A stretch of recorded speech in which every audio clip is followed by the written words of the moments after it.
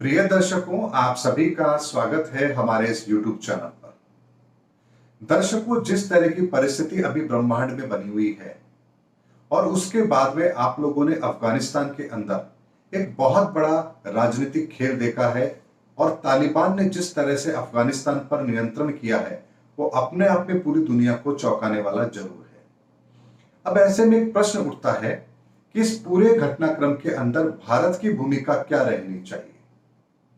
वर्तमान की परिस्थितियां विकट भी हैं और ऐसी परिस्थितियों से बाहर निकलने का रास्ता हमें कौन दिखा सकता है, ये एक प्रश्न हमारे सामने आता है।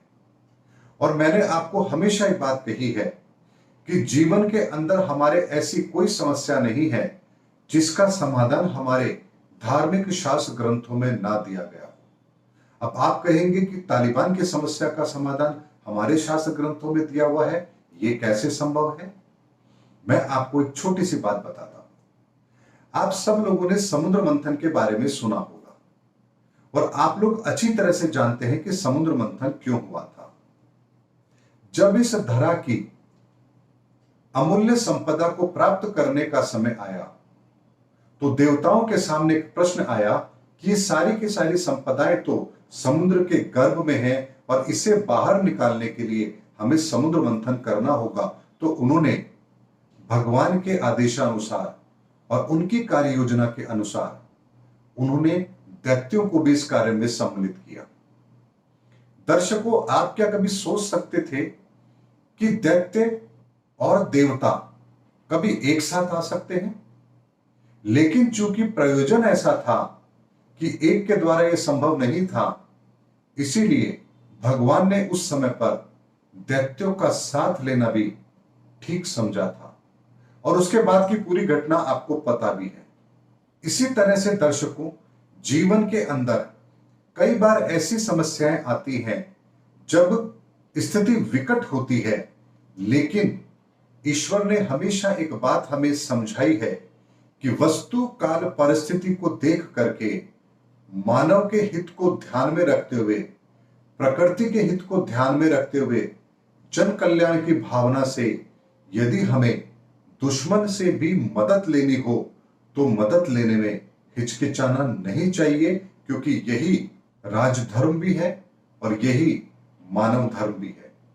और अगर मैं आपको कहूं इस काम का अनुसरण क्या पहले कभी हुआ है, तो मैं आपको एक उदाहरण भी देता हूं। कश्मीर की समस्या आप सबको पता है कितने लंबे समय से यह समस्या भारत के लिए बनी हुई थी। ऐसे में दो धुर विरोधी बीजेपी और पीडीपी का मिलकर के सरकार बनाना उस समय लोगों को बड़ा आश्चर्यचकित कर रहा था कि आखिर ये कैसे संभव है। लेकिन आप लोगों ने उन दोनों को सरकार बनाते हुए देखा और उसके बाद में किस तरह से कश्मीर के अंदर एक बड़ा राजनीतिक खेल हुआ, ये आप सब लोगों को पता है। लेकिन आपको एक चीज को समझना है कि उस पूरे घटनाक्रम के अंदर एक भावना ये जरूर रही होगी कि किसी भी तरह से कश्मीर को आजाद कराना है, कश्मीर का कल्याण करना है और कश्मीर को भारत की मुख्य धारा से जोड़ना है। और वो कार्य पूरी तरह से संभव भी हुआ। आज वर्तमान के अंदर भी तालिबान को लेकर के इसी तरह की परिस्थिति बनी हुई है। तालिबान वर्तमान के अंदर जिस तरह से कामयाब हुआ है, वो ये कभी भी नहीं चाहेगा कि कोई भी देश उसके खिलाफ कोई बहुत बड़ी रुकावट बने। इसीलिए इस समय पर वो भी थोड़ा शांत रहेगा और कोशिश करेगा कि विश्व समुदाय का अधिक से अधिक समर्थन उसे मिले। भारत की स्थिति न्यूट्रल रहेगी, क्योंकि भारत का अफगानिस्तान से कोई सीधा संबंध नहीं है और ना ही तालिबान से कोई उसकी सीधी दुश्मनी है।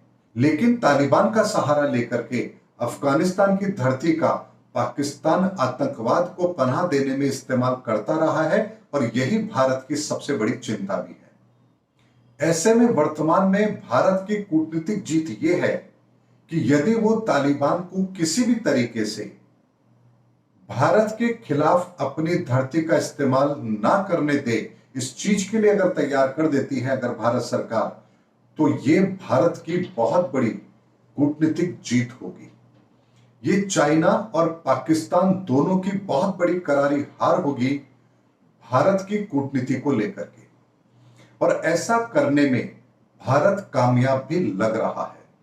इसीलिए उसने वर्तमान समय के अंदर संयुक्त राष्ट्र के अंदर जिस तरह से उसे अभी 2 साल के लिए अस्थायी सदस्यता मिली है और अगस्त माह में उसकी अध्यक्षता मिली है, उसने इस मौके को अपने हाथ से नहीं जाने दिया और संयुक्त राष्ट्र संघ की बैठक के अंदर तालिबान के अंदर सरकार की मंजूरी का प्रस्ताव भी पेश कर दिया, जिसका रशिया और चाइना ने भरपूर विरोध भी किया। ये जल्दबाजी में उठाया हुआ कदम है, इतनी जल्दबाजी अभी नहीं की जानी चाहिए, लेकिन भारत अच्छी तरह से जानता है कि वर्तमान के अंदर तालिबान से कैसे निपटा जाए, और इसीलिए उन्होंने कूटनीति का सहारा भी लिया है। और पाकिस्तान को इस बात की बहुत बड़ी पीड़ा होने वाली है कि जिस प्रयोजन से वो तालिबान का साथ दे रहा है, वो प्रयोजन अब उसका बिगड़ता हुआ नजर आ रहा है, क्योंकि तालिबान ये घोषणा कर रहा है कि वो भारत के खिलाफ अपनी धरती का इस्तेमाल नहीं होने देगा। कश्मीर मसले में वो अपनी राय बिल्कुल अलग रखेगा और कश्मीर के मसले में अपनी दखलंदाजी नहीं देगा। ये अपने आप में बहुत बड़ा स्टैंड है, लेकिन दर्शकों, इसके पीछे की सच्चाई को भी समझना है। ना तो तालिबान हमेशा हमारा साथी रहेगा और ना भारत सरकार हमेशा उसका समर्थन करेगी।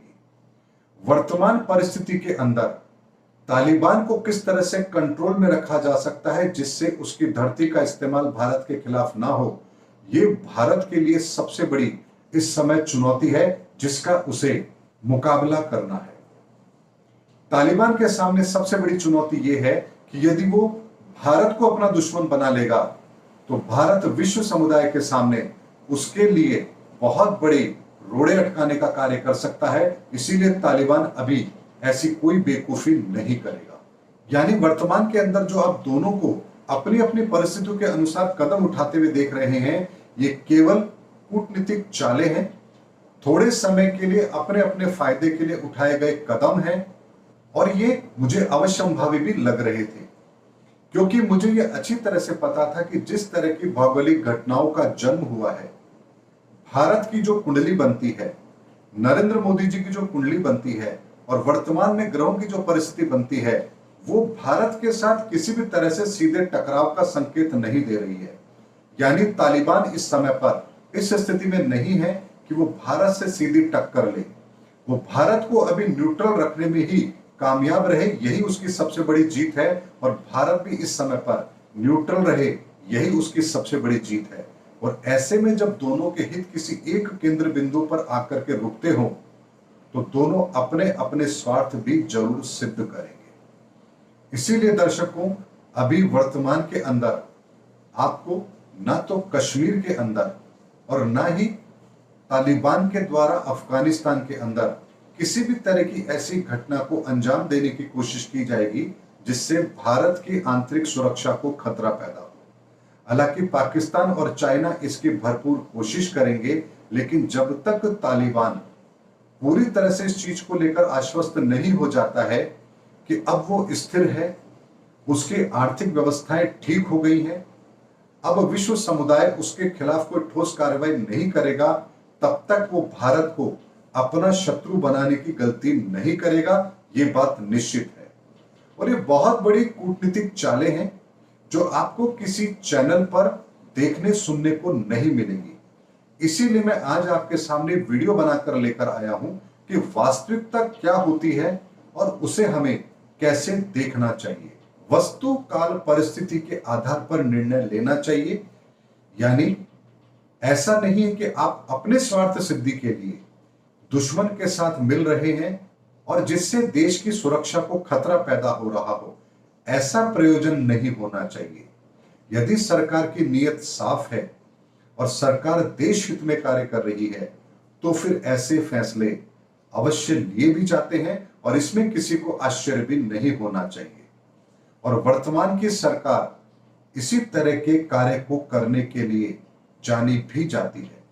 इसीलिए चाहे पीडीपी के साथ सरकार बनाना हो या तालिबान के साथ में संबंधों को सुधारना हो या पाकिस्तान को रोकने के लिए अफगानिस्तान की धरती का तालिबान के द्वारा इस्तेमाल ना करना हो, ऐसे सभी कार्यों को भारत इस समय रोकना चाहेगा, क्योंकि अफगानिस्तान की धरती से ही आतंकवाद को सहारा मिल सकता है, जो भारत के खिलाफ एक बड़ा खतरा आने वाले समय में हो सकता है। इसीलिए वर्तमान के अंदर हमें अपनी सुरक्षा को ध्यान में रखते हुए उस धरती का इस्तेमाल भारत के खिलाफ ना हो, यही हमारी सबसे बड़ी प्राथमिकता होनी चाहिए। और उसी और मुझे भारत सरकार के कदम भी बढ़ते हुए नजर आ रहे हैं। दर्शकों, ग्रहों की जैसी परिस्थितियां होती हैं, देश दुनिया की सरकारें भी उसी तरह का कार्य भी करती हैं, और वर्तमान के अंदर भी वही कार्य हो रहा है। एक बहुत बड़ा इवेंट है, और इसका मैं वीडियो बना करके आप लोगों के सामने अपनी बात ना रखूं, ऐसा संभव नहीं था। इसीलिए मैं आप लोगों के सामने समय रहते वीडियो बना करके इस पूरे घटनाक्रम को आप लोगों के सामने लेकर आया हूं, क्योंकि बहुत से लोगों का मानना था कि आप इस विषय पर अपना कोई भी वक्तव्य नहीं दे रहे हैं। तो आज मैंने आपको इस वीडियो के अंदर एस्ट्रोलॉजिकल और हमारे शास्त्र ग्रंथों के आधार पर और वर्तमान सरकार की कार्यशैली, तीनों को कंबाइंड में जोड़ते हुए आपको भविष्य की रूपरेखा और एक्शन के बारे में एक डिटेल ब्लूप्रिंट देने की कोशिश की है।